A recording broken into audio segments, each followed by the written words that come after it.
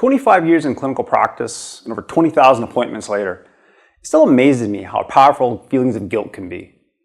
In my experience, feelings of guilt are often widespread and can be particularly damaging for mood. And to learn more about guilt through research, it seems that some people are particularly prone to feeling guilty, which can make it even more challenging to manage.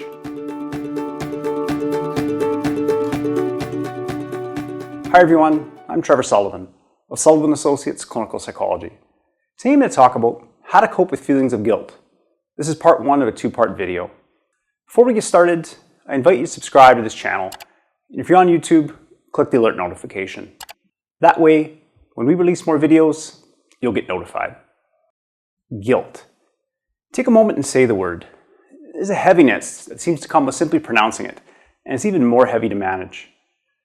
But fortunately, there are things we can do to cope with this feeling, so it's far less impactful. Before we get into that, let's start with the definition of guilt. For our purposes, I think the good folks contributing to Wikipedia have done a pretty decent job of capturing the meaning. So based on their definition, guilt is a cognitive or emotional experience that occurs when a person believes or realizes, accurately or not, that they've compromised their own standards of conduct or have violated a universal moral standard and bear significant responsibility for that violation. That's a mouthful, but it sums it up nicely. For the sake of clarity though, let's break this definition down into four key parts. First, guilt can be mostly based on thought or it can be a more emotional experience. Second, guilt doesn't have to be based on something true. As long as we believe we should feel guilty, whether it's accurate or not, guilt can still occur. Third, to feel guilty, we have to violate a personal rule or a universal standard that most people accept. So it's possible to feel guilty based on violating our own rules, and it's also possible to avoid feeling guilty if we violate a universal standard that we don't accept. And fourth, guilt occurs when we bear significant responsibility for something we've done or perceive we've done. This can also help to explain why some people can admit to wrongdoing, but if they don't feel it's that big of a deal, they don't experience much guilt. But you might be wondering, why do we even experience guilt in the first place? In a 2007 study by Dr. David Amodio and colleagues, they set out to answer this very question. And as you can probably imagine, guilt isn't easy to measure in a scientific study. However, these researchers conducted a very clever experiment that falsely informed liberally minded participants that their responses to reviewing a series of faces on a screen appeared to be racist, based on the fake results of an electroencephalography, also known as an EEG. And in case you're wondering, an EEG is designed to measure electrical activity in the brain. In this case, the researchers were looking to identify abnormalities in brain waves in the frontal cortex, which indicate feelings of guilt.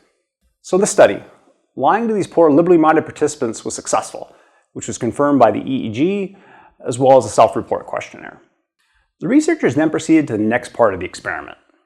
Study participants were informed that the first study had ended early and were asked if they'd like to take part in a second, unrelated study.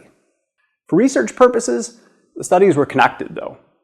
Participants were then shown 19 different magazine articles and asked which article they found most interesting. And 3 of these magazine articles focused on reducing racial prejudice. Not surprisingly, these poor guilt-ridden study participants, who were falsely informed that they responded in a racist manner earlier, were more likely to choose the article about reducing racial prejudice. So you might be wondering, what does this study tell us about guilt? There are 2 key findings. First, after inducing feelings of guilt, participants showed left frontal activity in their EEG. The activity in this part of the brain provides support for the theory that the study participants felt guilty, and initially, there's a desire to leave the situation. Second, after choosing a magazine article about reducing racial prejudice, EEG results showed a shift of activation onto the left side of the brain. This shift indicates that study participants were motivated by their guilt to try and make amends. So the important findings from this study show that the initial response to guilt is to withdraw from the situation, likely because we're designed to avoid feelings of pain and discomfort. But next, there's a desire to re-engage and make things right. This finding essentially combines 2 popular theories of guilt. First, the guilt's about punishing the self, and second, guilt's about undoing the damage we've done by making amends. So now that we have an idea of guilt's purpose, what's the next step? Ideally, is to minimize the amount of time you feel guilty. And some of you might be wondering, well, what's wrong with feeling guilty? Well, nothing initially. It's really just a signal, like all other emotions. However, as you probably noticed, feeling guilty isn't a particularly pleasant emotion. And just like any emotion that's uncomfortable, it generally isn't helpful to remain in that emotional state for particularly long. In a 2006 study by Dr. Kenneth Kendler and colleagues, they examined 20,692 Swedish twins to determine which personality trait was most detrimental for mood. Negative emotionality, which involves experiencing feelings of guilt and other negative emotions, such as fear, jealous, worry, envy, proved to be the strongest risk factors for experiencing depression. So needless to say, spending too much time drowning in negative emotions isn't helpful. And feeling a strong sense of guilt is clearly a negative emotion. Now that we've established why it's important to minimize the amount of time you feel guilty, let's take a look at my 5-step plan to help manage feelings of guilt. And for today, we're just going to focus on the first 2 steps, as I've got a little bit of homework for you to complete before we get to the final 3 steps, which I'll cover in the second part of this video. So for starters, my first step is to simply identify when you feel guilty. And the best place to start is to get in tune with how often you feel guilty during the course of a day or 2. This is where completing a thought record can help identify which thoughts and situations create feelings of guilt, as well as the frequency and intensity of guilt. For some of us, this can be a very daunting task, as people can be prone to feeling guilty. Yes, guilt proneness is a thing, and not something I just made up. Based on a 2012 study by Dr. Taya Cohen and colleagues, guilt proneness can be defined as a personality trait indicative of a predisposition to experience negative feelings about personal wrongdoing, even when the wrongdoing is private. It's characterized by the anticipation of feeling bad about committing transgressions, rather than by guilty feelings in a particular moment, or generalized guilty feelings that occur without an eliciting event. So once again, let's take a few highlights from a fairly lengthy definition from someone who can clearly write very well. The key takeaways here are that guilt proneness involves a tendency to feel bad, even when it doesn't negatively impact others, feeling bad about thinking about doing something wrong, and generalized guilty feelings without doing anything wrong. If that definition describes you, this step's particularly important, as guilt's likely to become a very common experience. For a second step, you want to ask a better question. And the better question you want to ask when addressing feelings of guilt is, what's fair in this situation? If you could remove yourself from a particular thought or situation, just momentarily, and insert someone else, what would be a fair standard of guilt to hold this person to? For example, let's assume you've had a particularly stressful day and you ask one of your children to unload the dishwasher. And let's assume that your child is a lot like my children and doesn't seem particularly interested in doing it, so they avoid the task. You respond somewhat harshly and say something like, "Why don't you ever listen? Do I have to do everything myself?"